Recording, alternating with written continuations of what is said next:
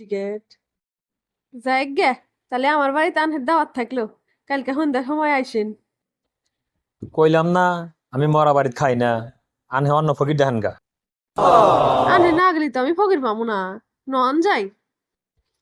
এত হইরা যখন কইতেছেন যাইবার পারি, তবে কিছু শর্ত আছে।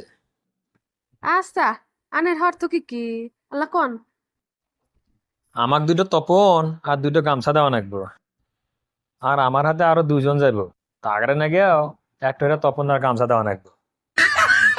আচ্ছা দেমানি, তাও যায়েন। এখনো শেষ হয় নাই। আমাকে নগদ 3,000 টাকা দেওয়া লাগবে, আর চাউল দেওয়া লাগবে 10 কেজি। কোয়ান কি এত কিছু দিয়ে অনেক বান হয়ে গেলে। দিলি দিবেন, না দিলি জানগা। আচ্ছা দেমানি, তাহলে পরে যায়েন। 1,000 টাকা অ্যাডভান্স দেন এখন, আর যাতায়াতের না গিয়া ভাড়া করলে আলাদা দেওয়া লাগবে। বাপের জন্মেতে এরকম ফকির দেখি নাই, যাই গে ফকিরই পাই না, এটাও যাইবার চাইতেছে। মনে মনে কি ভাবেন, ভাইবে লাভ নাই। আর আমি কইলে বয়লা গরু খাই না।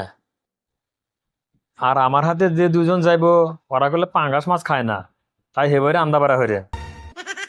আচ্ছা, তিন থেকে যাইবা, না হলে আর মেলা হরত দিবেনি। এই নেন টেহা, আর সময় মতো যাইন কলে। মনে থাকে জানি, ব্রয়লার কুরহা আর পাঙ্গাস করলে খাই না আমরা।